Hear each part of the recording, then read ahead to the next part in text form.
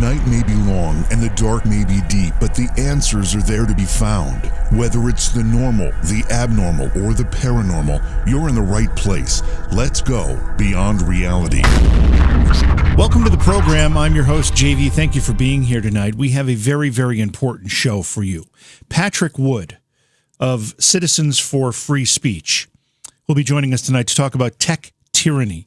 Now, I've talked about this topic a lot on this program, and in fact, I think we're already experiencing it a little bit in real time, as some of my chat room members say they weren't notified about the program tonight.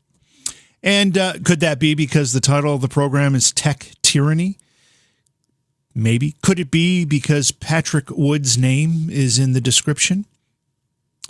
Maybe. But this is exactly what we're talking about.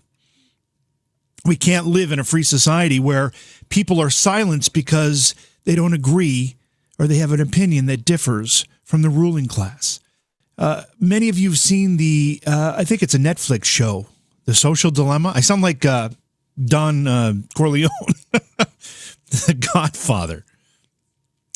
Anyway, you've seen the Netflix documentary, The Social Dilemma. There are a lot of things that we need to be concerned about as our world turns increasingly tech. And when I tech, I mean digital. And we're going to talk about it tonight. We're going to talk about all of that. It's probably one of the most important discussions we'll have because things are changing very, very rapidly. And we need to understand how that affects us. So that's what we'll be doing tonight with, again, Patrick Wood will be our guest. Looking forward to this conversation because it's important. Don't forget to subscribe all over the place. Go to YouTube and also go to Twitch. Both channels can be found by searching for JV Johnson. Please support us on Patreon if you can. That helps us as well.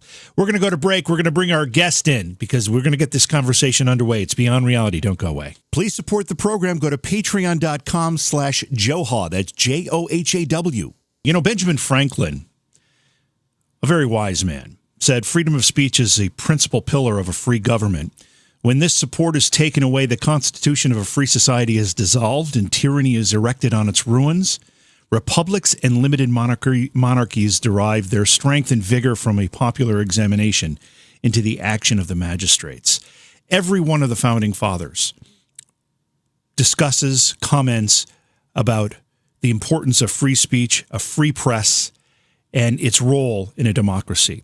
And tonight's guest is also one of those people who is going to comment on these ideas. Patrick Wood is the founder and director of Citizens for Free Speech, a nationwide nonprofit organization dedicated to protecting and defending the First Amendment of the U.S. Constitution. He's also editor of the Technocracy News and Trends, a worldwide journal dedicated to critical analysis of technocracy and globalization. Wood has also authored several books, including Technocracy Rising, the Trojan Horse of Global Transformation, and Technocracy, the Hard Road to World Order. Patrick, welcome to Beyond Reality. Thank you so much for being here tonight. My pleasure. Thank you for having me.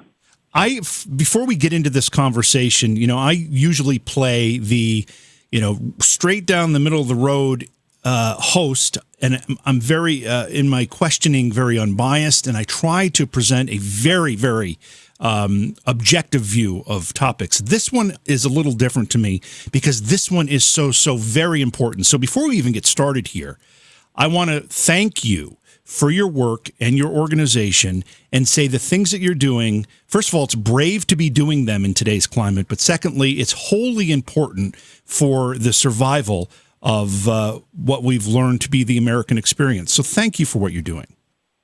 I appreciate the encouragement. Believe me, it comes at a good time. This is a hard battle, and there's lots of resistance, obviously, and there's a lot of work to be done. But we believe that if the First Amendment is not saved, and this year America is going to be in just the worst trouble it's ever been in. I don't want to say it's doomed, but that's the implication of the quote you just read. If we lose it, we're done. Yeah, and there are dozens of similar quotes from very, very wise people that put together the foundation of this nation, and they're all in unison saying that the First Amendment, the freedom of speech, freedom of press, freedom of religion, is probably the most important. Would you agree with that? Well, I would, and they purposely put the First Amendment first. It's the only amendment that has to do with communication exclusively, and they knew that that was a watershed issue for everything that followed. Communication is necessary amongst the people, amongst the all the different institutions in society. Communication is a cornerstone of a constitutional republic, especially.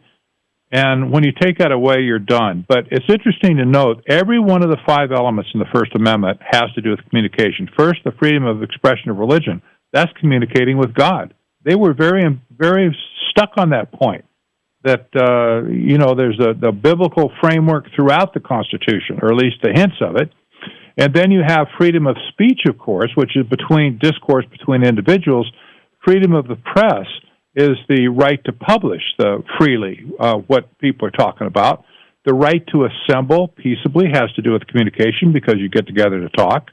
And the right to redress the government for grievances is communicating with the government to sound off, to let them know what you're happy or unhappy about. And all 5 of those have to do with communication, straight down the line.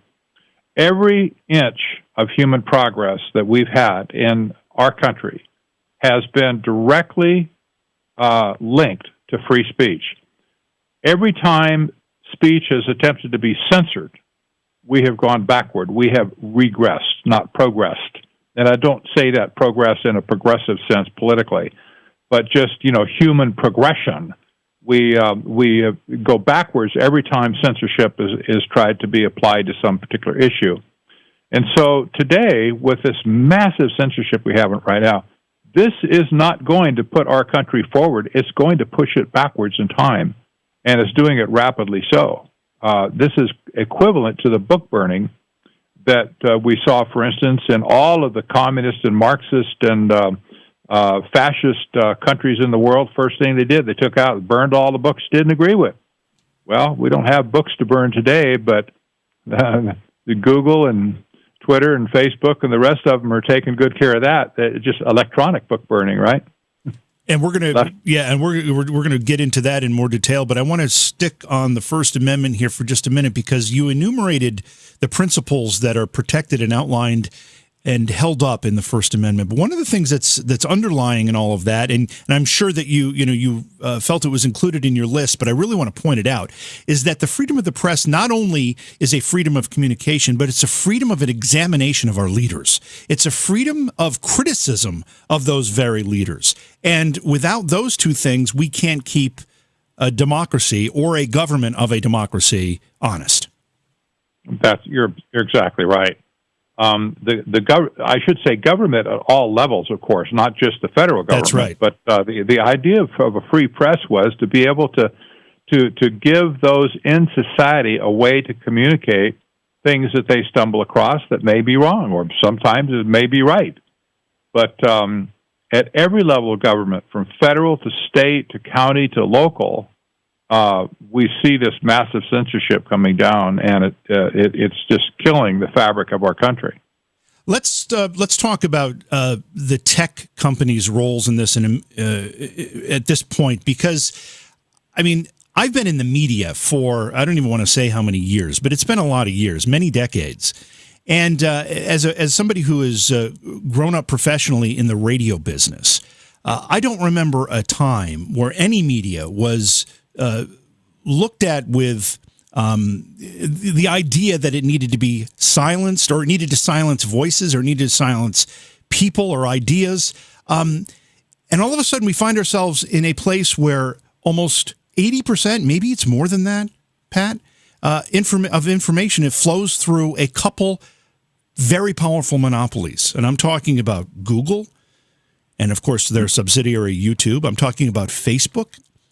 I'm talking about Twitter, and in a way, Amazon as well. Even though Amazon, I think, is a monopoly in a different sense, but they're also part of this this quartet of monopolies.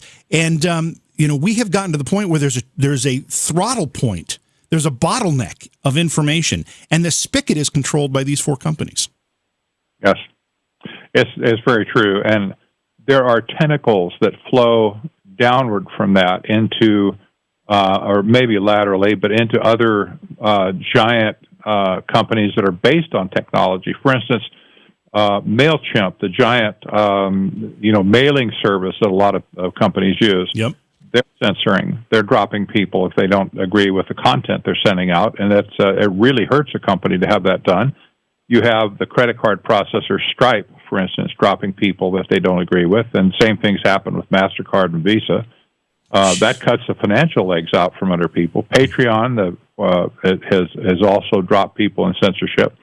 When Parler went out to try and rehost its system platform away from Amazon, they found they were being turned down by all the other large hosting services as well.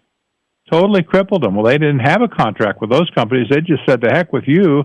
If Amazon dumped you, we're not even going to get close to you. You're toxic." And so they're still being censored beyond even Amazon at this point. So there's a network of high-tech based companies that seem to be marching kind of in lockstep on this whole censorship issue. And you're right, though. At the fountainhead of it are the big four that you just mentioned. Now, are those other companies that you described as having, feeling the tentacles of the larger companies, are they doing it because they rely on those larger companies in some fashion, or are they sympathetic to it? It could be both. I would guess probably both. You can't get away from Google anywhere you go anymore. That Google is so heavily embedded in society is not even funny. So they have a lot of pressure that they can apply on people. YouTube's kind of the same way, of course. When somebody's being monetized, getting money out of YouTube, all they need to do is threaten to cut off their money flow, and they're done making money off of YouTube. That's right. But yeah, so there's a lot of pressure. I'm sure there's a lot of backroom discussions on this. Like, we don't really want to tick off Google to where they would start doing stuff to us. Right. Yeah. The just a quick anecdote. We don't rely on YouTube for distribution of this program. It's something we do. We do stream live on YouTube, but it's not the primary source of listeners and viewers. However, tonight when we announced the program and we launched the live stream, many of my regular chat room members jumped in and said, "Hey, I didn't get a notification tonight. Are you on?" Which I find very, very curious, because the title of the program tonight was Tech Tyranny. Yes. I'm not surprised at all. If you go to Google and search for the word technocracy, which is the first word in my journal, Technocracy News and Trends, you won't find anything until you get to about page 12. Even though I'm the longest person talking about technocracy for the last 10 years, I basically owned that keyword for the first 5 years, but Google has seen fit to shadow ban me all the way down to like page 11 or 12 of the search results. And of course, nobody ever goes to page 12. That's right. On a Google search, right? If it's not on page 1 or 2, it's never going to get seen. I'd have discussions with friends of mine. I've got some friends that are investment advisors and other things where they have a real opinion on companies and how much of this stuff works. In fact, I was actually involved with an investment group personally that helped launch Facebook. So I have some skin in this game. I'm not in it anymore. But during that whole time, I kept looking at Google and watching their stranglehold on information flow grow and kept thinking, if the federal government doesn't do something about this with antitrust, soon it's going to, the genie's going to be out of the bottle here, and there may be no turning back. And I've been saying this for 15 years. Mm-hmm. Yes. I think you're right, too. We're to the point where if they get just a little bit more control, they're going to have all the control they need to, completely block everybody forever.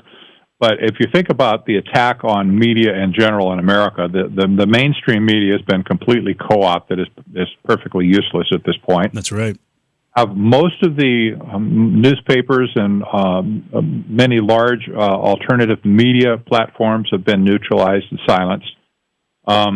But now the only last surviving segment of communication, especially for conservative media, is talk radio. And talk radio is now going to come under intense and massive attacks to silence and censor what is said on the radio. It's just coming just as sure as the sun's going to come up tomorrow morning.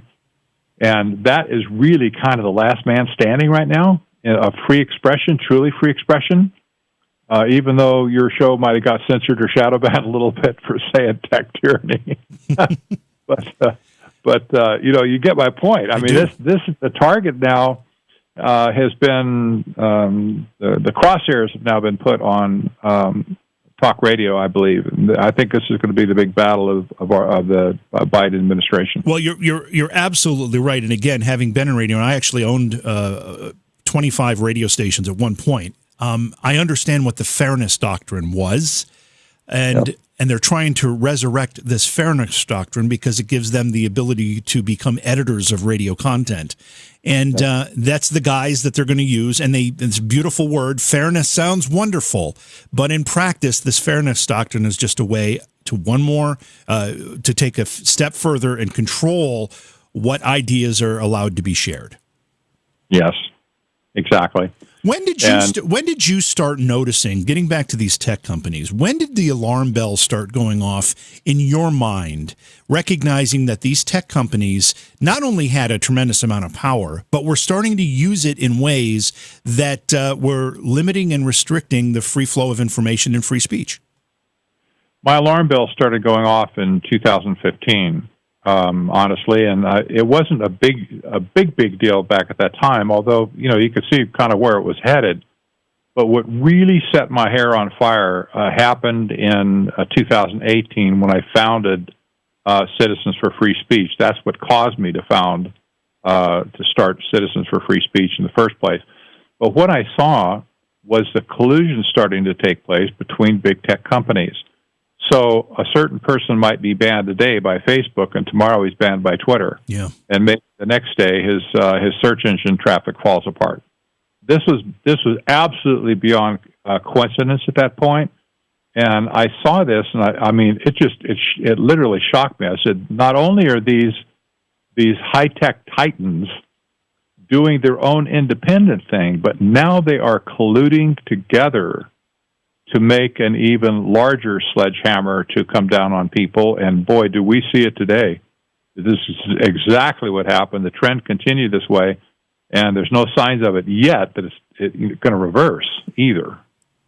I think we're seeing just the opposite. Instead of a sign that it's going to reverse, we're seeing an unbelievable, unabashed effort to do this. I think there were some trial balloons floated during the election season, and there was no pushback from any consequence. And therefore, now it is open season. They are banning and restricting with impunity. There are a few voices trying to get through to raise alarms, but not many are doing it. I mean, I'm appalled at leaders in both parties who are remaining silent on this issue because they have to understand, or maybe they don't. Maybe they really don't understand the Constitution, but they should understand how important this issue is. They should, and I have to give a tip of the hat to Tulsi Gabbard, who has been speaking out in defense of the Constitution and the First Amendment. She is a Democrat, and she gets the big picture of what's going on here. There are some in both parties who are really, objecting to this whole thing, but it's not enough yet to get any type of legislative action going to stop it. And probably in the Biden administration, there's not going to be any effort to stop it. Really, they're kind of weaponizing the whole government system now to come against the people of America, and calling conservatives and libertarians white supremacists or threats to national security is not really the most conciliatory thing for. It's not very comforting for those people out there who have been peaceful. And it's really inconceivable when and I'm not a libertarian, by the way, but when you look at somebody like Ron Paul, he's an absolute outspoken pacifist. Right. He always has been. That's right. And they're calling a threat to national security. I think, what kind of threat is this? The guy has been anti-war, ever since he got into politics, anti-everything, violence, and yet they've thrown him into this category. They're weaponizing the government system right now to take people like that out. It's very dangerous. It is very dangerous. You've got congressmen and women talking about truth commissions, talking about government panels that will decide what is accurate, what is disinformation, what can be aired, what can be on social media. I mean, if this is not some form of tyranny, then I don't know what is.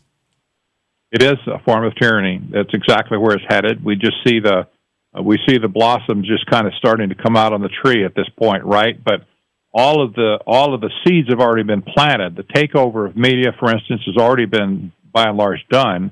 And now what's left of free speech and freedom of the press is being twisted and manipulated, where, a whole new language is being put on top of it. And like you said, there's going to be fact checkers and truth checkers in every conceivable area of communication. And I'll tell you, honestly, I had a conversation with some activists the other day, and they're thinking there's going to be a time when we actually have to go back to the printing press again and start printing local flyers and newspapers and stuff to hand out to people on the street. Yeah, I've actually been saying that. I've also been saying that local radio might have a role in resurrecting some of this speech, so get multiple viewpoints out. Because I think one of the things that people overlook, the response to much of this, when you bring this up to somebody who's defending it, they'll say, well, hey, Twitter, Facebook, they're all private companies. You're a conservative. Don't you support private, enterprise? Well, and it's a bit of a paradox for a conservative on the surface, but when you get under the surface, you realize it's not. And here's my opinion, and then I want to hear yours. When the digital age fully bloomed, tens of thousands of local newspapers went out of business. Radio stations can't staff news departments anymore because their businesses have been hurt so severely by the digital age. Same thing with many local television stations. So all those independent voices almost instantly, almost overnight, disappeared. So we don't have those variations of thought or ideas. So therefore, we've got a restraint of trade issue here, and therefore the private company argument doesn't work anymore. No, it doesn't. And, once upon a time, when electricity was first really implemented into society, it started to replace the natural gas lighting and stuff in buildings, homes, hotels, et cetera. It was a novelty back then, but there came a point when monopolies began to form where the government and the people at the same time recognized that these really were now becoming public utilities, because they were so widespread, and they didn't want to let the monopolies just, gouge the people for whatever price they could gouge them for. That's why we ended up regulating the utility industry across America. Every state has its own regulatory authority over these utilities. They can't just go out and arbitrarily charge money, beyond the economic value of what they're providing. What you have now with all these social media giants, in the very same way, they have become essentially public utilities. They're serving the public on a broad basis in many, many countries. And other countries in the world have figured this out, and they're starting to regulate these same companies we're talking about here. But I don't like government regulation on one hand. I just kind of don't like the government to get involved in much of anything. Yep. But in this case, these really have become a social utility, just in the same way that electricity and telephones and so on became a utility for society, and they should be treated that way. They should be thought of that way. They should also be open to any kind of lawsuit that a consumer might want to launch against them. Right now, they're protected, as you know, and this is wrong. They are a media platform. They're acting as content editors. That makes them just like any other newspaper in the world, like a Washington Post or a New York Times or Wall Street Journal.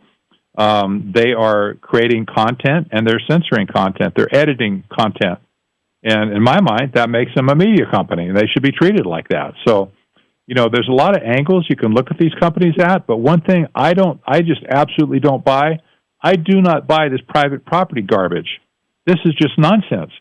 If if there was a guy down the street on your street where you live that had a dog that kept getting out and comes and dumps on your front grass or something, and your other neighbors have the same problem, and you get together so that you talk about it over the fence.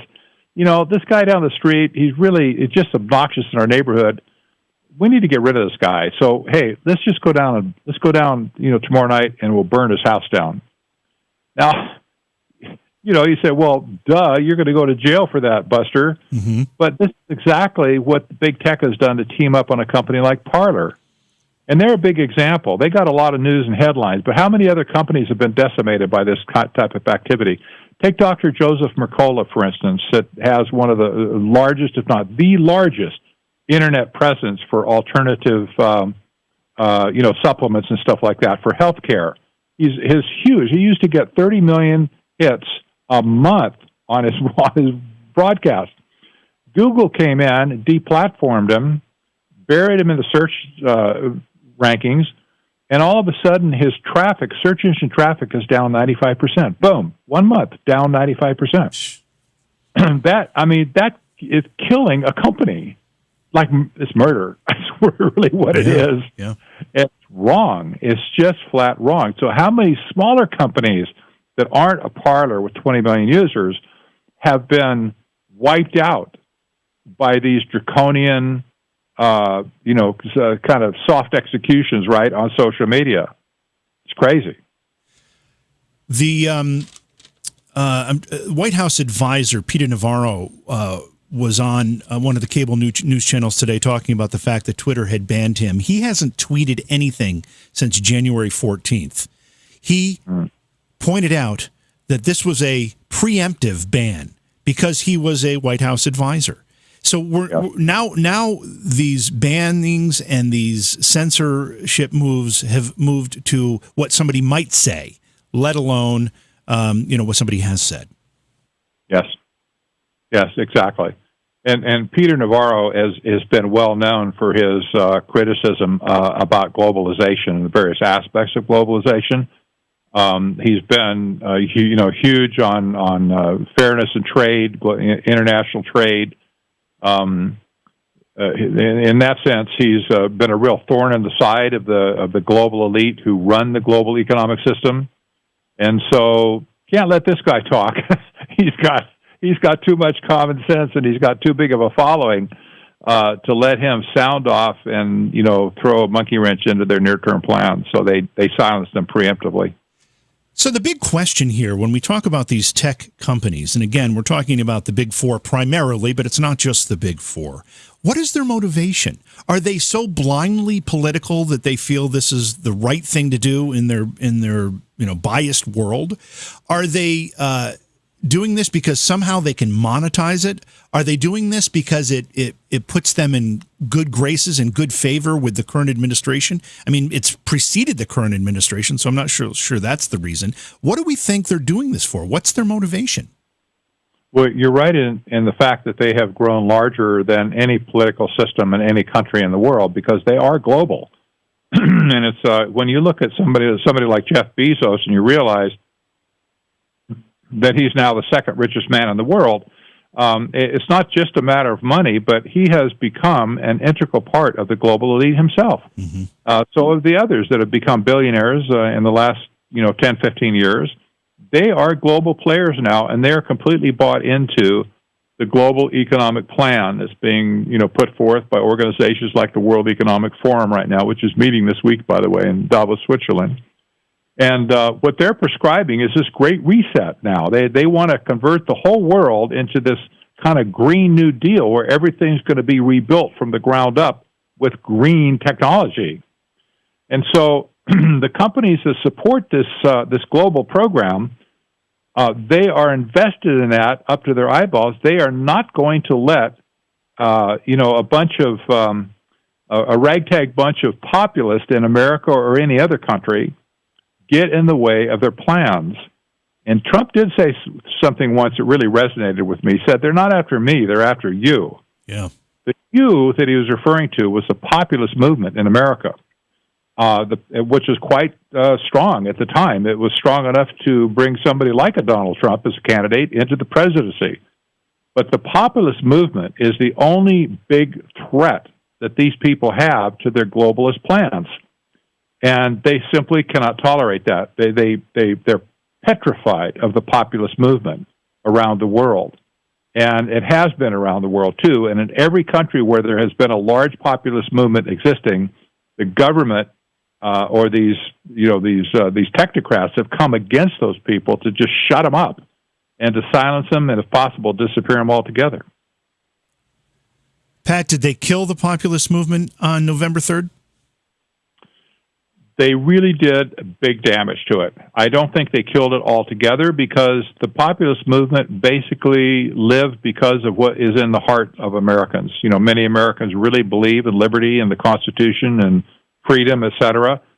And I think there was a lot of discouragement. I think after maybe another month or two, that discouragement will return somehow to maybe a little ray of hope. But if you look at other countries where there was a strong populist movement existing, and Great Britain is a good one, that's what Brexit was all about. That was based on the populist movement wanting to get out of the EU. Well, Brexit actually kind of took place, but Boris Johnson has come in with all of his, he turned completely green since he was elected. Mm-hmm. And now he is bringing down the hammer with all of his draconian lockdowns and stuff and, spying on people and neighbors snitching on other neighbors and stuff. And, issuing commands like from the Department of Health, like, excuse me, but when you have sex, you need to wear a mask. It's just absolutely over the top. The populist movement in Great Britain has absolutely been slammed. And I don't know what's going to come out of it, but, the bobbies, as they call them over there, are just rounding people up left and right now that make a protest. And you simply can't do it right now. Just can't do it. We're talking tonight with Patrick Wood. He's the founder and executive director of Citizens for Free Speech. The website is citizensforfreespeech.org. When did you find the organization, Patrick? When did I found it? 2018. So it's only a couple years old. What type of support do you get from folks? And I mean, obviously free speech is the focus of the group, but it's more than that. But are people starting to recognize, are you seeing any kind of increased activity on your website, in emails maybe, that indicates people are starting to see what's happening? Yes, and our membership is exploding right now. Every time somebody says something, about more lockdowns, more face masks. Fauci, for instance, saying now you should wear 2 face masks. 2 or 3, yeah. I saw that. Every time something like this happens, we just get a slew of people coming in. But in the last, we were doing okay as an organization up until COVID hit last year. But since then, our membership has exploded, and it's still exploding even now. And that's part of the reason I'm doing, this media tour right now, to try and get the word out to the American people. Guys, wake up, stand up, get involved. Don't wait any longer. You have to do it now. And so we've had a lot of people donate, to give us a budget to keep us going forward. We've had a lot of people take our training already that we're offering to teach people how to communicate in civil discourse in their local communities. We've had a lot of activity and educating people on, the issues about mask and social distancing versus the First Amendment, because we view that. I mean, that's not saying there's not a virus, but I am saying that the policies violate the First Amendment, and nobody's talking about that. We are, but basically nobody in government will even acknowledge that the First Amendment is getting stomped right now. And we need to bring those issues up and have a discussion on them. That's our position. It's interesting you say that. I actually brought up the idea on Facebook, and I've actually completely divorced myself from Facebook and other social media because I'm just so disgusted by the whole thing. But at the time, leading up to the election, I made a comment about a mask mandate would be a violation of the Constitution. And you would have thought that I had just thrown puppies in front of a moving train.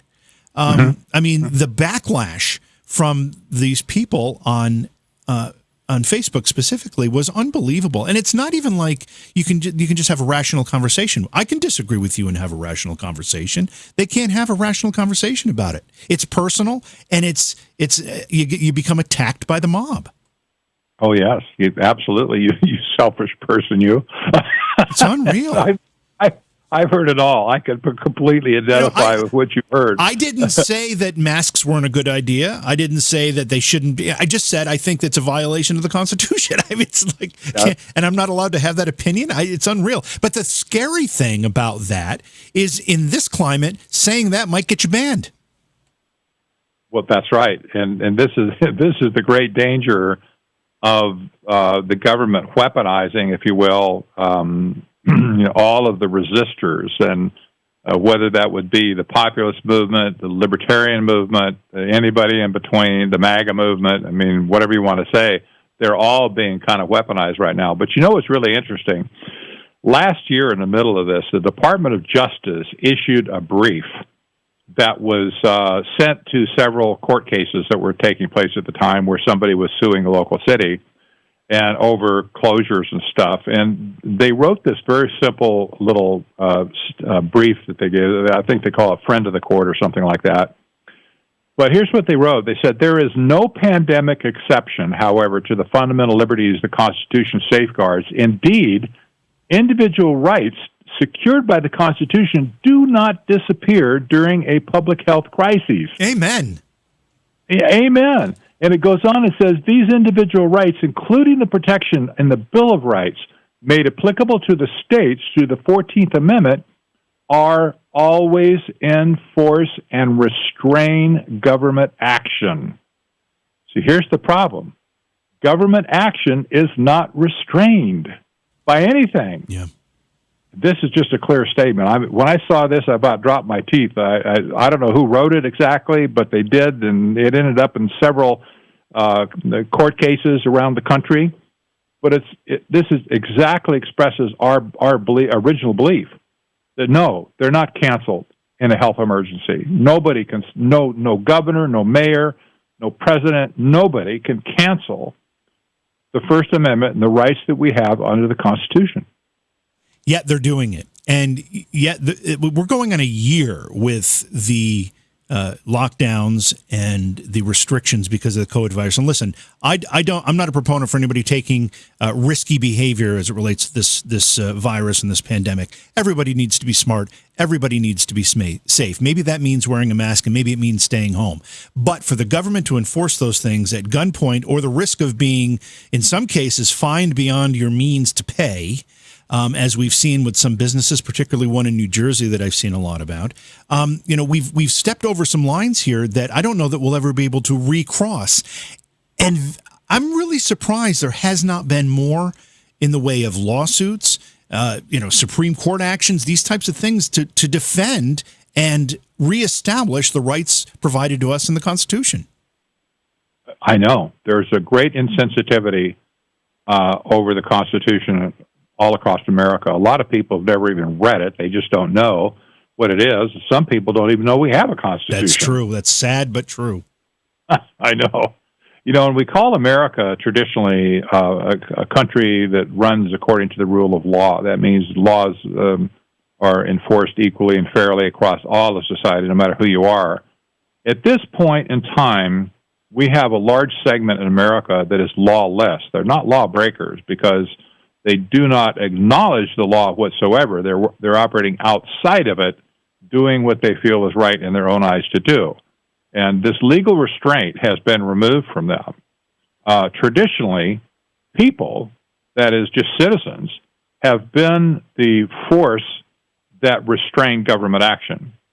And right now, that's been nullified by governments and plural and the federal government now as well, where we're not really in a position to talk to the government anymore about anything. They're not listening to us, and when we do say something, we're liable to get censored for it. One of the things that also alarmed me as we were watching this unfold in the late winter, early spring of 2020, and as it continues now, is I kept seeing this reliance and leaning on the word science. which I find a bit comical because it depends on whose science you want to believe, because there are very disparaging or disagreeing versions of science. However, when I heard that buzzword being thrown about, I thought, okay, this is setting the stage for this same type of behavior and action to restrict freedoms as it relates to something, I don't know, let's say climate change, because quote unquote science says it's so. And didn't I just hear that President Biden in his administration just elevated to a cabinet level position the Department of Science or something along those lines? Right, exactly. Science is going to be the centerpiece of the Biden administration, but it's not going to be real science. It's going to be pseudoscience.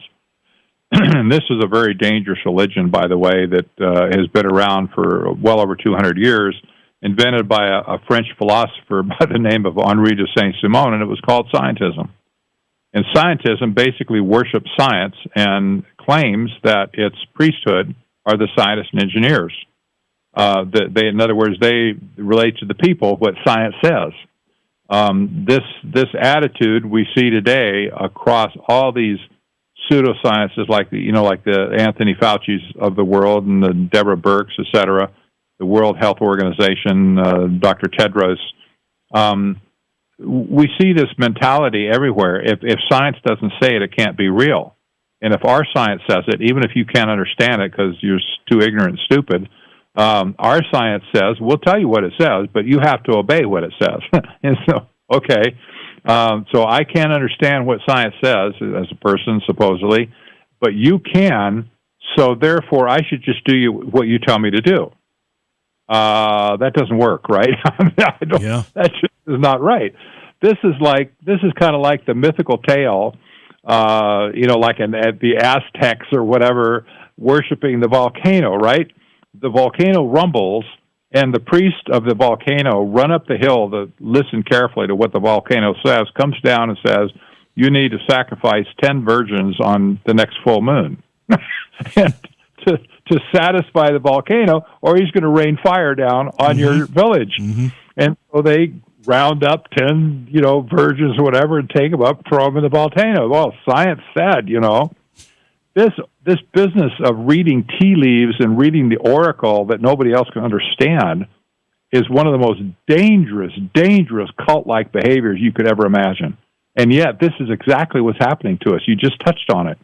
Worshipping science for the sake of science at the expense of all other truth. Yeah, it doesn't take a tremendous understanding of history to know that, quote-unquote, science has been wrong probably as many times as it's been right. In fact, the whole idea of science is to figure out where it's been wrong and correct it and find, new answers and new information to old ideas. I mean, it's happened repeatedly throughout history that yesterday's science is today's fiction, and yet people don't seem to remember these lessons. And they don't remember the logic of the whole thing. All advancements in science have been based on free speech. That's right. Just think about it. Every single advance, because there was scientific debate taking place to prove or disprove people's theories, and everybody understood that once upon a time. They understood the rules of science, that it was all about debate and open debate, and people shared their data, and they shared their mechanism, how they got to where they, got, and their theories and whatever. Then they debated them, day and night. Some cases, free speech is what that was. And, this resulted in some of the greatest progress humanity's ever made. And I'll point something out, and I hope this isn't too much of a cliche here, but under these particular rules and these particular ideas, particularly with social media, if social media had been the main platform for sharing ideas back in the 1850s, Abraham Lincoln would have been silenced for his blasphemous ideas that slavery should end. Yes, exactly so. I mean, you can go throughout history and look at what the contemporary thought was at the time and see an outlier who actually turned out to be right and changed history for the better. Exactly. And there's so many of those examples. So many. Yes. And there was tremendous debate going on during that period of time, by the way. There was all kinds of opinions, and experts were saying different things, and politicians were saying different things. There were some heated and fierce arguments even going on. But free speech and their ability to float those ideas was never just completely shut down. It should not have been. But in many ways, the free market economic system that we have enjoyed in America has made America great. It applies as much to ideas as it does anything else. In the marketplace, if somebody comes up with a bad idea and they make something and nobody wants, well, they go out of business or they go find something else to make. In the marketplace of ideas, when somebody floats a bad idea, it's going to get shot down. And people are just going to say, no, that's stupid. We're not going there. We don't believe that. And the person will be marginalized automatically by the people judging his thoughts. But we should never say that one thought is more important than another, because you just never know. Einstein could have been run out of business completely. He probably would have had his lab shut down for some of the stuff he said. Mm-hmm. But yet, in the end of it, he was proven right on much of what he said. Well, and there's a great point here, because, again, some of the justification for this, and I hear this from rational people, saying that, well, you shouldn't restrict free speech, but if they're going to lie and give misinformation, then they should be restricted. And Thomas Jefferson said, and I love this quote too, the press confined to truth needs no other legal restraint. The public judgment will correct false reasonings and opinions on a full hearing of all parties, and no other definite line can be drawn between the inestimable liberty of the press and its demoralizing I can't even read that last word. You probably know what it is. But the point is that, as you just said, the marketplace of ideas will determine who will be heard and who will not. Yes, exactly. And, of course, all the social media now have taken on the role of a gatekeeper. That's the problem. They are not gatekeepers, truly. They're not gatekeepers to reveal truth. They're gatekeepers to suppress truth. As you look at our current climate and you recognize what we're seeing in the federal government, do you have any hope that, whether it's through antitrust action or it's through some type of definition of the Section 230 exemptions or in some other action, that we will actually be able to regain some control of this? I would hope there's going to be some action at some point, but, Washington has disappointed us so many times over the last 30, 40 years. Yeah. I just don't have any real lasting hope that Washington's going to do anything substantive to tame these people down. I will say this, though. There is tremendous power still existing at the local level. Cities and counties, for instance, have the ability to shut down many facets of what we've been talking about tonight, and to spoil this this scientific dictatorship that's trying to be imposed on us right now. There's been some, like New Orleans, for instance, just recently passed a city ordinance, city council did, to drive facial recognition out of the city. They said, we're not going to do that anymore, and take all the cameras down. We're not going to use AI software to be like China, and we're not going to surveil everybody that way. They went a little bit further, and they threw out all of the pre-crime software that the police were trying to use, to figure out who's going to commit a crime where, when, and all that kind of stuff. And they were profiling people with AI. So we're not doing that anymore either. Get rid of it. And the police had to get rid of it. So, well, you don't hear that in the mainstream media, because they're not going to tell you that kind of a story. Yeah.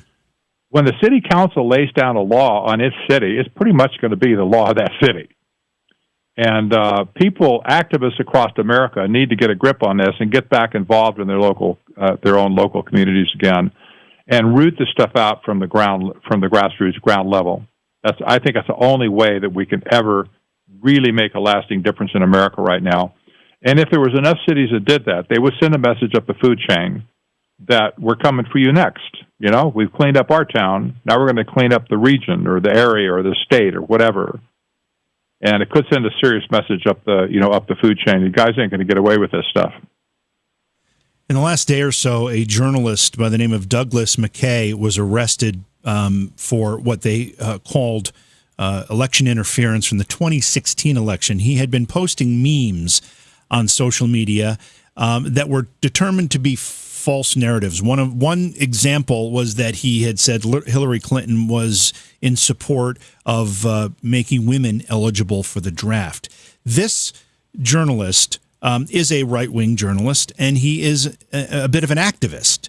But he was arrested by the FBI. He is now in prison facing a serious charge of interfering with the election and depriving people from their constitutionally protected right to vote by this information.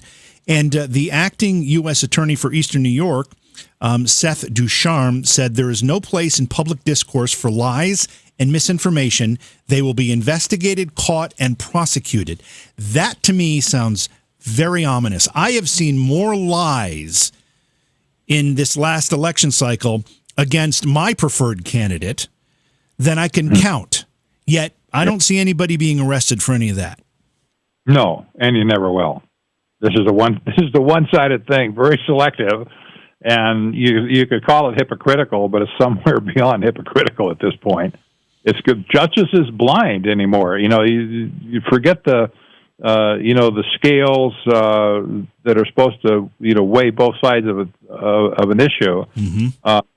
This is totally one-sided now, and it's being weaponized against those who have the unpopular ideas right now. So I know that, and often, and I remember back to when Ronald Reagan was running, and Republicans ever since Ronald Reagan, every time they would talk about Social Security, for example, the other side would say, oh, they want to push, Granny off the cliff. They want to kill that, Is that the same kind of misinformation that as someone saying that Hillary Clinton wanted to make women eligible for the draft? Does it have the same effect on voters? Is this what we're talking about? And can you go back that far to prosecute people?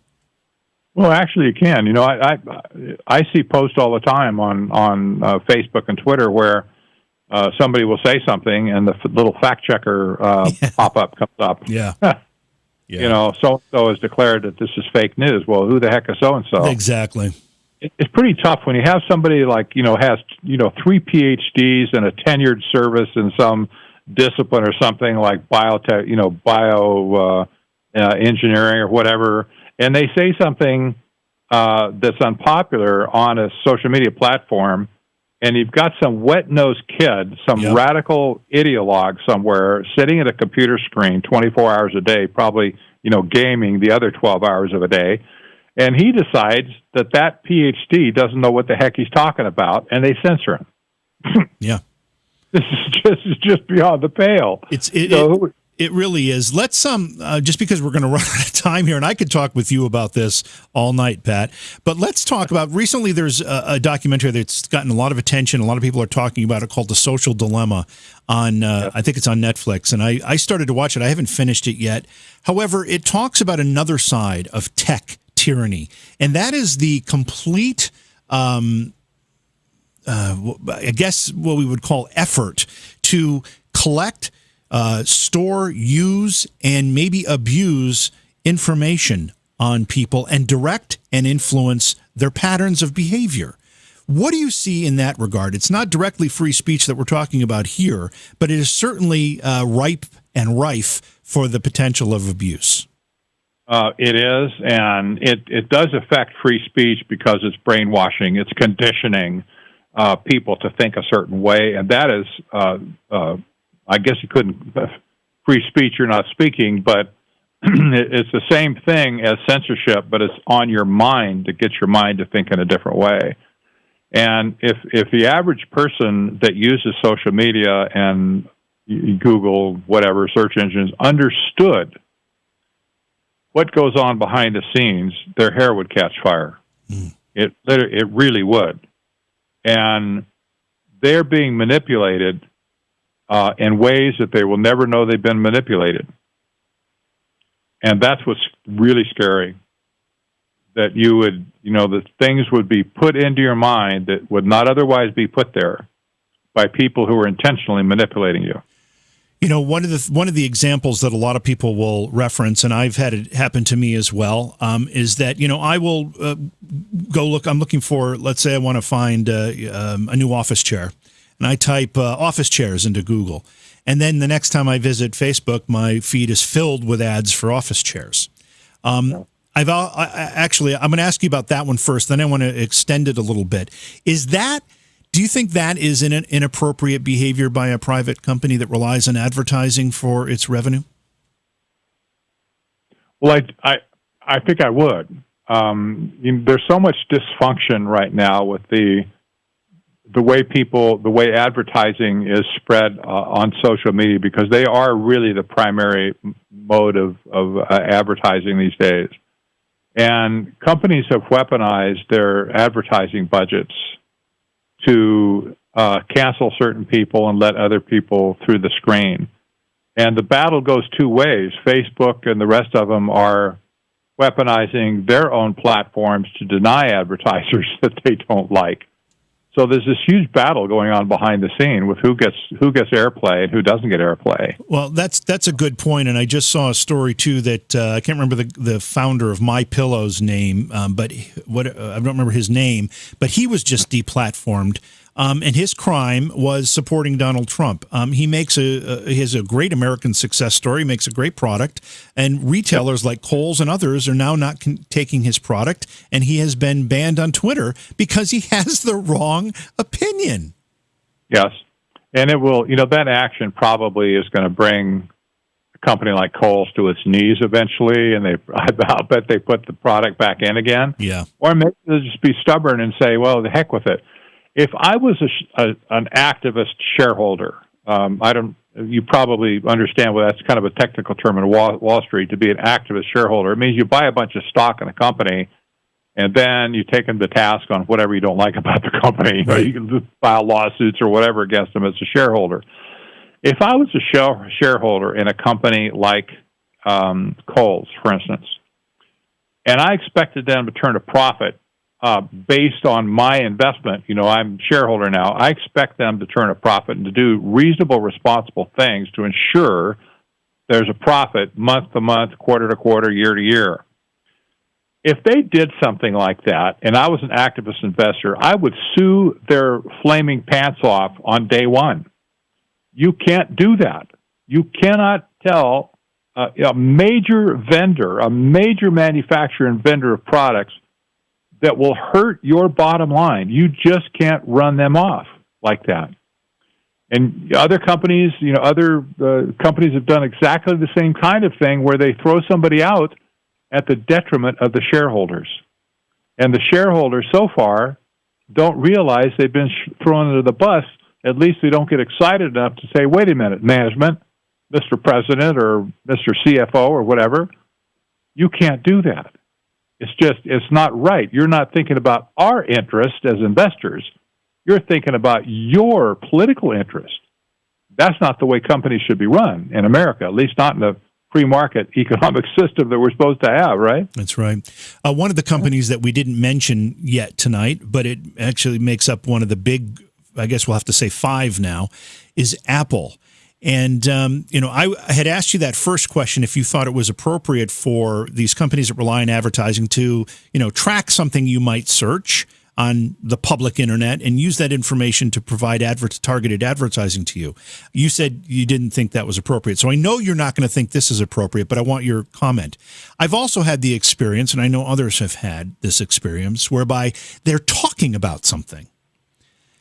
And whatever it happens to be they were talking about in the presence of their phone suddenly starts showing up in your feed, for whether it's on Google or whether it's in Facebook. So clearly the phone is, and someone at the other end of the phone, whether it's a computer or otherwise, is listening to you and surveilling you without, and it's probably in the fine print of all those things we agree to all the time, but it's certainly not made clear.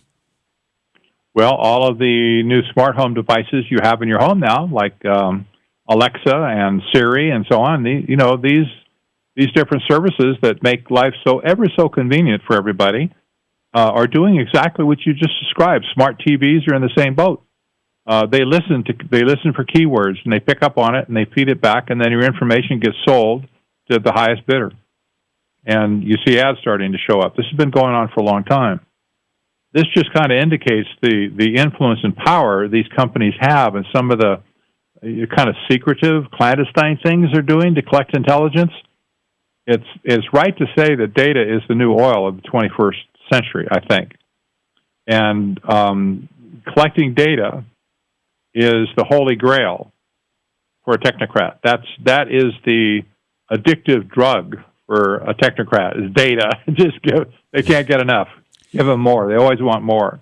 I'm going to ask you to put your prophet's hat on for a second, because in all honesty, I never thought I'd be having a conversation talking about such restrictions on free speech as we are tonight. I didn't think it would be possible in this country, but here we are. So this is something that I wouldn't have thought would be possible in this country, but I want your opinion. Do you fear it coming? And that is the marriage of this technology that we've just been talking about, where your phone is listening, your Alexa is listening, your smart TV is listening, and whatever else you've got in your home that's digitally connected is listening. Maybe it's your refrigerator. And this effort to silence at least one side of the political spectrum. When they start combining those two ideas and they start listening to political viewpoints, and when you're talking to your kids or your spouse or whatever it is in your home, and then they start acting on that, obviously that is dystopia. Do you fear that?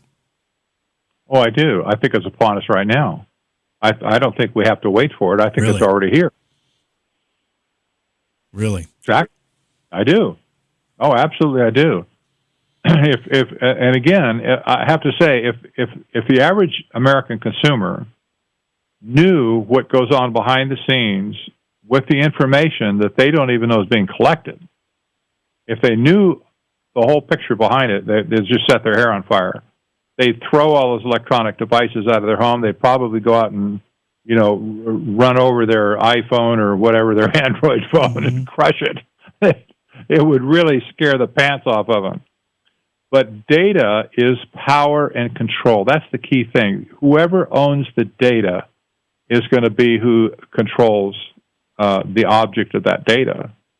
And that's been a known fact for a very long time now in the data revolution. And so the hunt for data, the harvest for data right now is just absolutely ballistic. And your data and consumer data is being harvested from places you never would have expected, and you most likely don't even know about today, but it's being turned around, weaponized, sold to companies all over the place, the highest bidder, and then that data can be used to cause you to behave a certain way. It's like brainwashing. I think the figure is 70%. Amazon Web Services hosts something like 70% of all the information stored on the internet. And I'm not even sure if that's the right way to describe it. I don't know a lot about this. But what I do know is they control a vast amount of it. Under their control, Pat, are they allowed to digitally, quote unquote, listen in on this data that's flowing through their server services? They do, and they have been caught doing it. Absolutely. Alexa has been a great offender. One of their models, well, it wasn't the first iteration, but one of the earlier models a couple of years ago was de-engineered by some geek, and he found a microphone inside the device.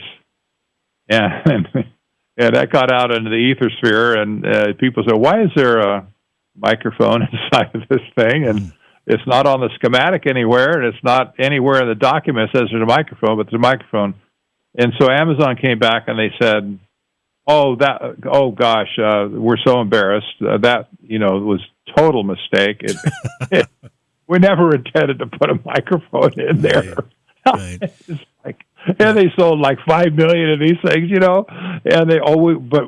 we're going to take that out. We'll never do that again. It's like, how stupid do they think we are? But this has happened with user agreements in place, even in many cases. Siri, for instance, on Apple phones and iPads, it listens to you. It's just waiting for you to say, hey, Siri. But does anybody really think that the only thing it ever picks up on is, hey, Siri? Right. No, I'm sorry. They do listen. And just the little experiment you just said when you're sitting around a living room talking about something, and all of a sudden the ads about that product start showing up on your iPhone the next day. Well, duh, of course, it listened to you and it picked up on that, and somebody sold your data, and some other person put in a bid for an advertising spot on your phone. Wow. Talk about targeted advertising. Yeah, but take it to the next step. Again, you've got a platform that a lot of other companies and businesses rely on for providing their services. Amazon Web Services hosted Parler. Now, Parler's information from its users was flowing through Amazon's physical servers. Was Amazon listening in on their traffic? And I say listening in, it could, it's obviously text data, it's text, it's written information, but I use listening in as just the greater idea here. Or any of the other thousands of businesses that use Amazon Web Services to host their platforms. Yes. The AI software that is deployed at Amazon and any other major ISP now has the ability to monitor every single bit of traffic. And when I say bit, I don't mean like a little bit. That's a computer technical term. A right. bit, a byte, megabytes, gigabytes, right. and so on. Bit is a 1 or a 0. That's right, a 1 or a 0. Their AI software can monitor and analyze that in real time without a human ever being involved. And if something is seen or heard or read in that search, it can throw up an alarm or a red flag or whatever, so that a human can take a look and see, well, how come we get a big trend on these 5 words and whatever. And I fully expect they probably did some type of analysis like that on Parler data. I have no proof of that, so don't comment out. Yeah. But it would only make sense. Otherwise, what it means is that some mucky-muck in the sales department or marketing department made a decision based purely on maybe a conversation with somebody else in some other company like an Apple or whatever. They said, we're coming down on these people because we believe they fomented the riots in Washington, and you should too. And perhaps some executive said, you're right. Let's just put the hammer down on them and get rid of them. It could have been that simple. Or it could have been that they really did an analysis and thought, yep, they're really doing that, and so we're going to nail them. Nevertheless, it's still murder. This is America. It's supposed to be freedom of business. I mean, they weren't doing anything illegal. They were not tried in a court and convicted of anything illegal whatsoever. Yet, Amazon killed them by pulling the contract. It's really unbelievable what we're talking about. And, a couple times throughout the course of this conversation, Pat, you and I have both chuckled a little bit because it seems so ridiculous. But in fact, it is very, very serious and even more consequential. Yes, it really is. And I just have to say this again. People across America need to stand up for the First Amendment. And it is so important. Everybody knows somebody that's been divorced. I have a divorce in my past, unfortunately, but if you ask any divorced person, what happened to your marriage? Maybe a good friend of yours got divorced. You're talking to them over coffee. What happened to your divorce? You look like you had a great marriage and so on. Invariably, you will hear from he or she, well, communication broke down. He wouldn't talk to him anymore. Or she froze me out. And then as soon as communication stopped, that's when the knives come out and the lawyers get called and the fighting starts and the bitterness takes root. It's all based on communication. The founders of our country knew that when they told us, guys, you need to communicate with each other. Just like a man and a wife need to communicate. I mean, a marriage counselor will tell you that. Invariably, you're not communicating. You must talk to each other and work out these differences, whatever your differences are. The minute you stop communicating, you can expect war. And that's where America is right now. We have stopped communicating, and the next thing we're going to see, I don't want to see it. I absolutely don't want to see it. I don't want to see the Second Amendment ever come into play on a mass scale in America. But if we don't start communicating, and now, the fighting's going to start eventually. And it won't be pretty. No, it won't be. And I too pray we don't get to that point. But if one side feels completely shut out of the conversation, that frustration and that angst is going to continue to grow, and that'll breed some bad things. So, I hope that we don't come to that. Patrick, we're out of time here. Your group is available for people to join. Tell us how they do that and what other things they can do to continue to help with this fight. The first thing, they can just go to citizensforfreespeech.org. On the home page, there's a place at the bottom you can join. Read what we say at the top, maybe listen to a video, but then put your name at the bottom of it. It doesn't cost you a nickel to join. We will give you information on a regular basis on things that you can do. If you choose to volunteer, to become a volunteer after you kind of join, you're welcome to do that. We offer, special training, monthly volunteer meetings as well on a webinar platform, to discuss issues and stuff. And we can direct our volunteers into specific activities, give them training and encouragement and help to do so. And, this is where we're at right now. I have to say we're growing, we're stumbling just like everybody else, I suppose, in one sense, but we're mission critical right now. Totally. We're in for the fight of our lives, and this is an existential threat, the loss of free speech. And so we're just hot. We're hot for it. We want Americans to get hot for it and put their name on the line. Come stand with us. The irony of all this is that I know that there are people listening, and we've seen some comments in our chat room of people that disagree with what we're saying. But the difference here is, Patrick, you and I would stand up for their right to disagree and say those things where we're not getting, in some cases, the same consideration. Absolutely. I would love to have a debate with anybody anytime. I've had a few, by the way. There've been a couple. I'm sure you have. I could talk about this all night, but you've been a very gracious guest. Thank you for being here tonight, Patrick. Your work is very important, and I wish you good success with it, and I hope you'll agree to come back as these months unfold here and we see how this plays out. I appreciate it. Anytime I can be of service, I'm happy to do so.